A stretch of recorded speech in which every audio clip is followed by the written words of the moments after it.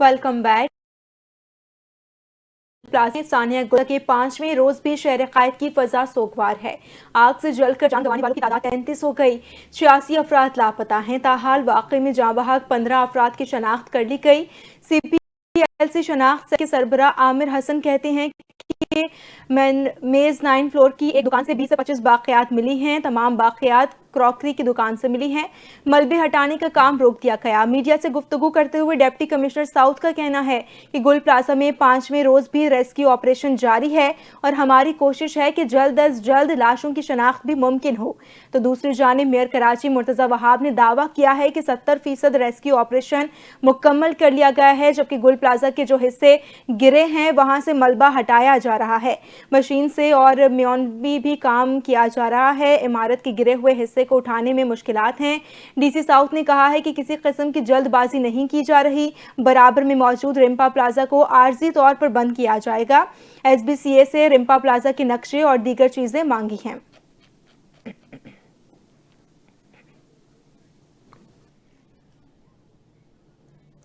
सानहे के बाद इमारत से निकाली जाने वाली लाशों की मजमूई तादाद 33 तक पहुंच गई, जबकि वाक़े में जाबाक 15 अफराद की शनाख्त कर ली गई।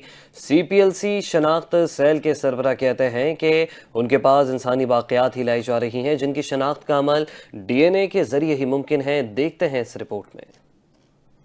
42 के करीब जो हैं हमने PM बनाए हैं, उसमें मुकम्मल बॉडीज़ भी हैं और जो पैकेट्स हमें बॉडीज़ रिसीव हो रहे हैं या बोन्स रिसीव हो रहे हैं जो कि किसी खास जगह से रिसीव किए जा रहे हैं, उनको ऐसे पैकेट ले रहे हैं और उन पर सैम्पलिंग की जा रही है। 60 के करीब लोग हमारे पास आए, जिनके हमने रेफरेंस सैम्पल्स लिए और वो कराची यूनिवर्सिटी में हमने जमा करवा दिए। 10 के करीब हमें रिजल्ट्स मिले हैं। डिफरेंट बोन्स हैं, डिफरेंट बाकियात हैं, तो उनको ऑब्वियसली आप एक बॉडी कंसिडर नहीं कर सकते।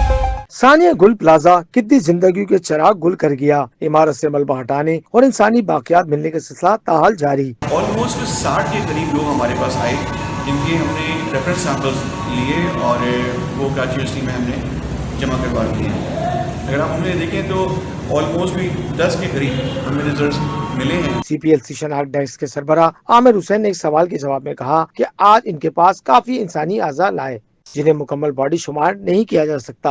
असल शनाख्त DNA रिपोर्ट्स मिलने पर सामने आएगी। डिफरेंट बोन्स हैं, डिफरेंट बाकियात हैं, तो उनको ऑब्वियसली आप एक बॉडी कंसिडर नहीं कर सकते। वो डिफरेंट बाकियात हैं, उनको डॉक्टर्स देखेंगे और देखने के बाद वो तौर पे अलग करेंगे कि ये कितनी बॉडीज़ की बाकियात हैं। तो हर पे तस्वीर किया जाएगा, उसके बाद सैम्पलिंग की जाएगी। कोशिश ये की जाती है कि जो बेहतर सैम्पल्स हैं, मसल्स आपको मिल रहे हैं या बोन्स लिक्विड मिल रहा है, तो उसमें आपको जो भी ऐसा में मिल सकता है जो बेहतर है, उसको लेके आगे प्रोसीड किया जा रहा है। CPLC के मुताबिक गुज़श्ता रात से अब तक 7 लाशों की शनाख्त की जा चुकी है, जिसके बाद अब तक शनाख्त होने वाली लाशों की शनाख्त 15 हो गई, जबकि 60 अफराद के DNA लिए जा चुके हैं और अब तक 80 से ज्यादा अफराद के लापता होने की शिकायत भी मौसूल हो चुकी है। गुल प्लाजा के मलबे से अब लाशों के बजाय बाक़ियात मिल रही हैं, जिनकी हालत इंतहाई ख़राब है। इन बाक़ियात में टूटी हुई इंसानी हड्डियां और टूटे हुए दांत मिले हैं। पुलिस सर्जन डॉक्टर समिया का कहना है कि हमारे पास अब तक 2 दुकानों से 21 बाक़ियात लाई गई हैं। कंफर्म नहीं कर सकते कि ये 21 लाशें ही हैं या कितने अफराद की बाक़ियात हो सकती हैं। आज सुबह से सिविल अस्पताल में सिर्फ बाक़ियात ही लाई गई। हड्डियां टूटी हुई होने के बायस DNA के लिए सैंपल भी नहीं लिए जा सकते।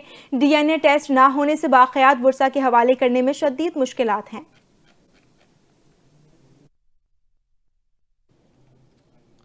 18वीं तरमीम से मुतालिक वज़ीर दिफा ख्वाजा आसिफ के बयान पर पीपल्स पार्टी नाराज़ हो गई। बयान पर वफाकी हुकूमत से वजाहत मांग ली। कौमी असम्बली इजलास में इज़हार ख्याल करते हुए पीपल्स पार्टी के रहनुमा सैयद नवीद कमर ने कहा कि कल ख्वाजा आसिफ ने सानिया गुल प्लाजा पर बात की और साथ 18वीं तरमीम ले आए। नून लीग के पार्लिमानी लीडर के बयान को हम हुकूमत का पॉलिसी बयान समझेंगे।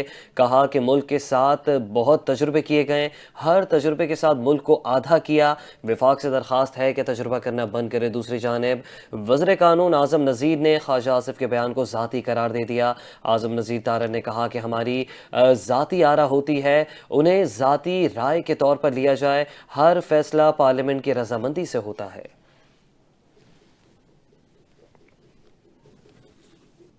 اور اب آپ کو بتائیں کہ خداداد کالونی میں سانحہ گل پلازا کی متاثرین کے ساتھ اظہار یکجہتی کے لیے سول سوسائٹی اور تاجروں کی جانب سے شب میں روشن کی گئی. اس حوالے سے مزید جانتے اپنے نمائندے عارف حبیب سے. جی عارف حبیب، آگاہ کیجیے گا.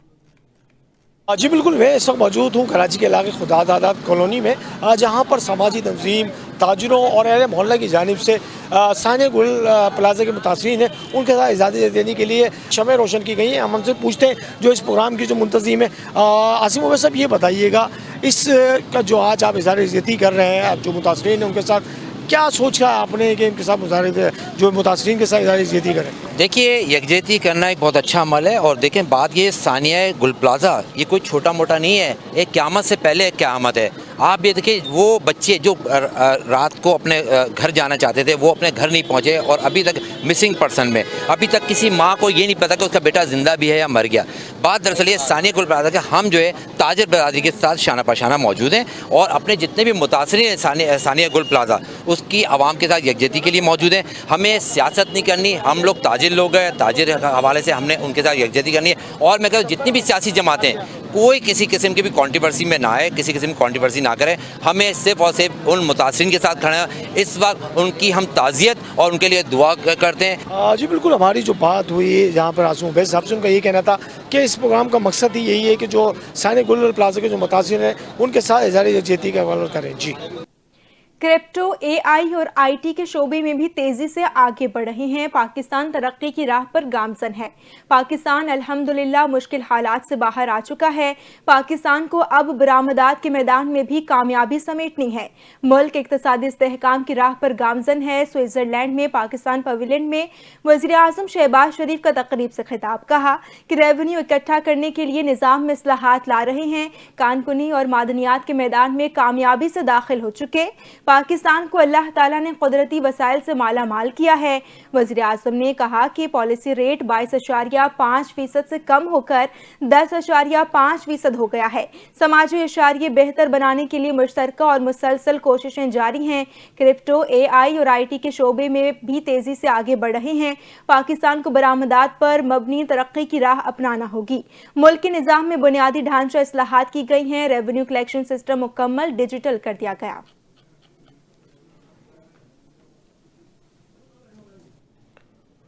سوئٹزرلینڈ میں عالمی اقتصادی فورم کے 26ویں سالانہ اجلاس کے موقع پر وزیر اعظم شہباز شریف کی IMF کی MD سے ملاقات ہوئی ہے، اور اس ملاقات میں ابھرتی معیشتوں کو درپیش چیلنجز، اقتصادی استحکام کے تحفظ کے لیے باہمی تعاون پر تفصیلی تبادلہ خیال کیا گیا. وزیر اعظم شہباز شریف نے IMF کی سربراہ کو پاکستان میں میکرو اکنامک اشاریوں میں بہتری، معاشی استحکام اور ادارہ جاتی اصلاحات سے آگاہ کیا. وزیر اعظم نے مالیاتی نظم و ضبط، محصولات میں اضافے، پائیدار ترقی کے لیے حکومت پاکستان کے عزم پر زور دیا. اس موقع پر IMF کی مینیجنگ ڈائریکٹر نے پاکستان کی اصلاحاتی کوششوں کا اعتراف کرتے ہوئے تعریف کی.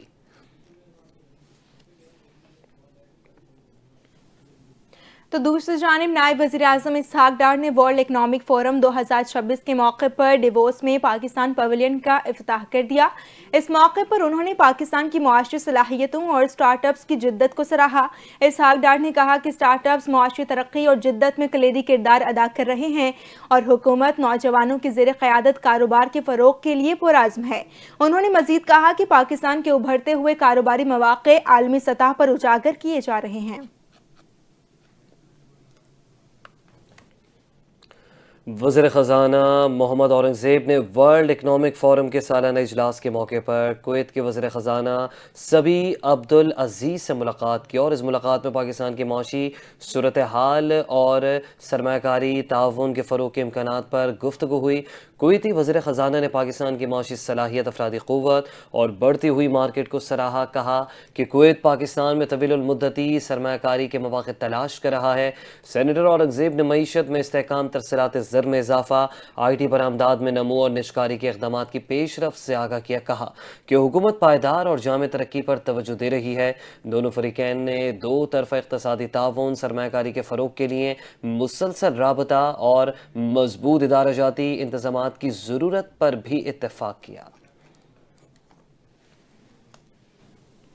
قومی اسمبلی میں الیکشنز ایکٹ 2017 میں مزید ترمیم کا بل منظور کر لیا گیا، جس کے تحت الیکشنز ترمیمی ایکٹ 2026 فوری طور پر نافذ العمل ہوگا۔ رکن قومی اسمبلی شازیہ مری کی جانب سے پیش کیے گئے بل کی منظوری کے بعد الیکشنز ایکٹ کی سیکشن 9 میں ترمیم کرتے ہوئے لفظ سپریم کی جگہ فیڈرل آئینی عدالت شامل کر دیا گیا، جبکہ سیکشن 66 میں ترمیم کے ذریعے دائرہ اختیار میں فیڈرل آئینی عدالت کو شامل کیا گیا۔ اسی طرح سیکشن 104 میں ترمیم کے تحت الیکشن تنازعات میں فیڈرل آئینی عدالت کا کردار شامل کیا گیا ہے، جبکہ الیکشنز ایکٹ کے سیکشن 104 میں بھی فیڈرل آئینی عدالت کو شامل کرنے کی شق منظور کر لی گئی۔ قومی اسمبلی نے الیکشنز ایکٹ 2017 کے سیکشن 138 میں بھی اہم ترمیم منظور کی ہے، جس کے تحت اسپیکر قومی اسمبلی یا چیئرمین سینٹ کو اثاثوں کی تفصیلات شائع نہ کرنے کا اختیار دے دیا گیا ہے۔ ترمیم کے مطابق جان یا سیکیورٹی خطرے کی صورتحال میں کسی رکن کے اثاثے عوامی سطح پر شائع نہیں کیے جائیں گے، جبکہ اسپیکر یا چیئرمین تحریری وجوہات کے ساتھ ایوان میں رولنگ دے سکیں گے۔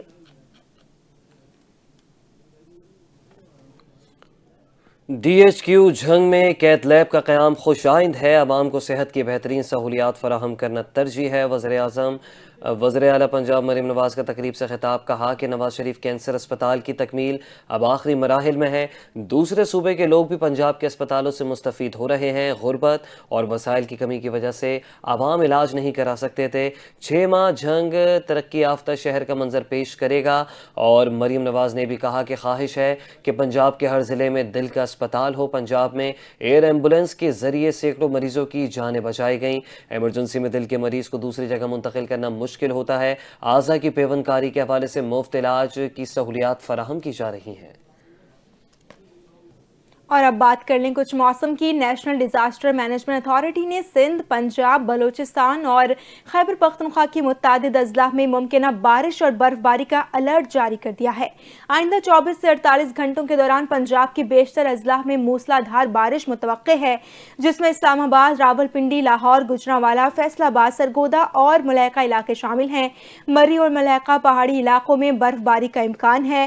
خیبر پختونخوا کی اضلاع چترال، دیر، سوات، شانگلہ، کوہستان، ناران، قاغان اور گلیات میں بھی برف باری متوقع ہے۔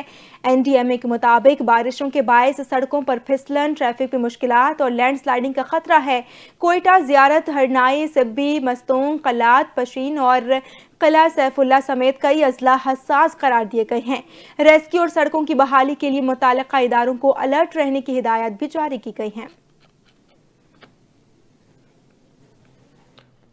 تو دوسری جانب وزیر اعلیٰ پنجاب مریم نواز نے ڈسٹرکٹ ہیڈ کوارٹر اسپتال جھنگ میں جدید کیتھ لیب کا افتتاح کر دیا ہے۔ نئی کیتھ لیب میں اینجیوگرافی، اینجیوپلاسٹی، پرائمری پی سی آئی کے علاج کی سہولت فراہم کی جائے گی، جبکہ عارضی پیس میکر بھی لگائے جا سکیں گے۔ افتتاح کے بعد مریم نواز نے اسپتال کا دورہ کیا۔ پری اور post procedure wards, angiography ward, جدید آپریشن تھیٹر اور فارمیسی کا معائنہ کیا اور کیتھ لیب میں جاری پروسیجر کا کنٹرول روم سے مشاہدہ کیا۔ وزیر اعلیٰ نے امراض قلب کے مریضوں کی عیادت کی اور جلد صحت یابی کے لیے دعا کی۔ مریضوں نے کہا اب لاہور یا ملتان جانے کی ضرورت نہیں اور جھنگ میں ہارٹ اٹیک کے علاج کی سہولت دستیاب ہونا خوش آئند ہے۔ تو دوسری جانب وزیر اعلیٰ سندھ مراد علی شاہ نے NICVD کی قانونی حیثیت بحال کرنے اور دل کے مریضوں کے مفت علاج میں کسی رکاوٹ کو برداشت نہ کرنے کا بڑا اعلان کر دیا ہے۔ وزیر اعلیٰ سندھ کی زیر صدارت NICVD کی 84ویں کورنگ باڈی اجلاس میں ادارے کے مستقبل کے تحفظ اور خدمات کے تسلسل کے لیے اہم فیصلے کیے گئے ہیں۔ وزیر اعلیٰ نے NICVD کی آپریشنل امور کے لیے 15.5 ارب روپے گرانٹ ان ایڈ کی منظوری دی ہے۔ اجلاس میں بتایا گیا ہے کہ مالی سال 2025-26 کے لیے NICVD کو 3.5 ارب روپے اضافی گرانٹ کی فوری ضرورت ہے، جبکہ ادارے کو مجموعی طور پر 4.6 ارب روپے خسارے کا سامنا ہے۔ وزیر اعلیٰ نے چیف آپریٹنگ آفیسر اور چیف فائنینشیل آفیسر کی فوری تقرری کی منظوری دیتے ہوئے ہدایت کی ہے کہ تقرریاں اوپن مارکیٹ اور مسابقتی عمل کے تحت کی جائیں۔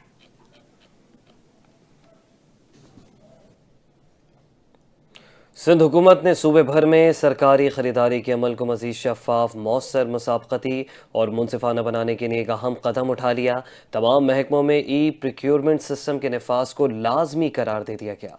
Sindh public e procurement system और सिंध पब्लिक प्रोक्योरमेंट रूल्स 2010 में हालिया तरमीम से आगही के लिए सरबराहान महकमात के लिए कराची के मकामी होटल में खुसूसी ओरिएंटेशन सेशन का इनकाद किया गया, जिसकी सदारत chairman Sindh public procurement regulatory authority Ziaul Hasan Lanjar ने की। ज़ियाउल हसन ने कहा कि सिंध पब्लिक प्रोक्योरमेंट रूल्स 2010 में हालिया तरमीम का मकसद अमली चैलेंजेस का हल, वजाहत में इजाफा, जवाबदेही को बेहतर बनाना, जबकि इन तरमीम के जरिए खरीदारों के तरीकों को हुक्मरानी की उभरती ज़रूरियात और बैनुल-अक़वामी बेहतरीन तरीकों से हम आहंग किया गया। उन्होंने मज़ीद कहा कि ई प्रोक्योरमेंट सिस्टम के जरिए डिजिटाइजेशन इन इस्लाहात की मंतकी और ज़रूरी तौसी है जो रेगुलेटरी निगरानी को मज़ीद मजबूत बनाती है।